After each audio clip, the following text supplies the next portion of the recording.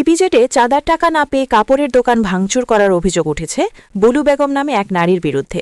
চট্টগ্রামের ইপিজেড থানার ৩৯ নং ওয়ার্ডস্থ ফ্রিপোর্ট নিউ মোরিং মেইন রোডের সাথে ঘেঁষে থাকা কাপড়ের টং দোকানে চাঁদার টাকা না পেয়ে দোকান ভাঙচুর করেন বুলু বেগম নামে এক নারী। এ বিষয়ে ইপিজেড থানায় একটি জিডি করেন দোকান মালিক মোহাম্মদ আলামিন। ১৬ মার্চ সোমবার রাতের ১২:৩০টার সময় এ ঘটনাটি ঘটেছে বলে জানান কাপড় ব্যবসায়ী আলামিন। এ বিষয়ে দোকান মালিক আলামিনের কাছে জানতে চাইলে তিনি সংবাদ মাধ্যমকে বলেন, দীর্ঘদিন ধরে ফুটপাথে কাপড়ের ব্যবসা করে আসতেছি। হঠাৎ গতকাল ১৫ মার্চ রবিবার রাতে বুলু বেগম টাকা না পেয়ে আমাকে মারধর করেন। আমার নিচে ১০,০০০, এই দোকানতে নিচে ১০,০০০, এই দোকানতে নিচে ১০,০০০, আর এই দোকানতে নিচে ৬,০০০ চাঁদা নিতে আসছে আমার থেকে। চাঁদা না দিলে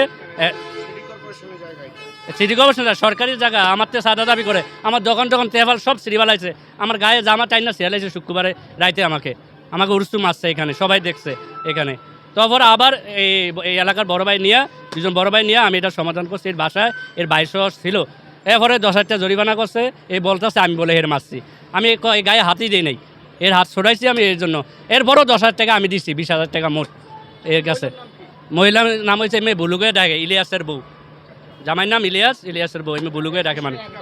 এই বিল্ডিং, হ্যাঁ আমি অভিযোগ একটা কমপ্লেন, সাধারণ কমপ্লেন জানাই আমি কমপ্লেন করলো। চাঁদা দেয় না দেখা, চাঁদা ২০,০০০ টাকা ১০,০০০ টাকা নিচ্ছে, আবার পরে ১০,০০০ নিচ্ছে, এখন আবার দাবি করতেছে চাঁদা। ২০ বছর ধরে দোকানদারি করতেছে এখানে, আমি ছোটোবেলা থেকে দোকানদারি করতেছি, ২০ বছর হয় আমার এখানে দোকান। আশেপাশে আপনারা জিজ্ঞাসা করতে পারেন। দাবি করছে, এখন উনি চাঁদা মানে অর্ধেক দিচ্ছে, আরো দাবি করতেছে, আরো মানে ওভার দাবি করতেছে। এই জন্য মানে ওনার গায়ে হাত দিচ্ছে এবং ওনাকে মারধর করছে যে, হ্যাঁ মালামাল ফালা দিচ্ছিল। কিন্তু এখন উনি জোর করে নিচ্ছে তো সবকিছু, পানি মারবে, কাঁচরা পানি মারে, ময়লা পানি। ওইটা উনি আমাদের কমান্ড মানতেছে না, উনি অতীত আমাদের কমান্ড মানে নেই।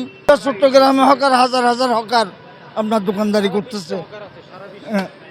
সারা বিশ্বের কথা বাদে দিলে আমাদের চট্টগ্রাম সংগঠন থেকে আমরা থানাতে একটা অভিযোগ জানাইছি। আর আমরা তো এখানে তো আর সংগঠন তো মারপিট করা সম্ভব না। আমরা সংগঠন থানাতে যেটা আইন প্রয়োগকারী সংস্থা আছে, কি করব আমরা দোকানদার, ঠিক আছে আমাদের পেটের দায়ী, আমাদের না দিয়ে তো একটু ঝামেলা করতেছে সাদা একটু বাড়ায় দেওয়ার জন্য। আগে যা নিত তার থেকে এখন দ্বিগুণ দেওয়ার জন্য।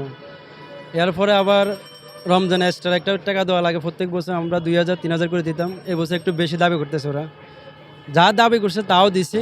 এরপরে এখন আবার ডিস্টার্ব করতেছে আরও দেওয়ার জন্য। তারপরে আমার সাথে প্রথমে বেজাল হয়েছে, পরবর্তীতে এখন আমার পাশের দোকানে বেজাল হয়েছে। তো ওর কাছে ডাবল দাবি করছে, ডাবল দিছে। তারপরে নাকি এখন আমার আবার প্রথম রমজানে ৩ দিন দোকান খুলতে দেয় নাই আপনার টাকা না দেওয়ার কারণে।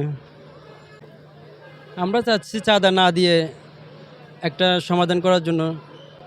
চাঁদা দিচ্ছে, ওদেরকে যা চাচ্ছে তাই দিচ্ছে, এরপরে আবার বাড়তি অতিরিক্ত জিনিস চাইলে তো আমরা দিতে পারবো না। আমাদের অসহায় মানুষ রাস্তায় দোকান করে খাবে, আরেকজন কেন চাঁদা যাবে? সে তো তার জায়গায়, এ তো সিটি কর্পোরেশনের জায়গা তো তারে দেয় না সরকার। চাঁদাবাজির বিষয়ে ইলিয়াসের স্ত্রী বুলু বেগমের মুঠোফোনে যোগাযোগ করলে তিনি বক্তব্যের কথা বলে মানবাধিকারের একটি অফিসে ডেকে নিয়ে বক্তব্য না দিয়ে কিছুক্ষণ পর স্থান ত্যাগ করেন ওই মহিলা।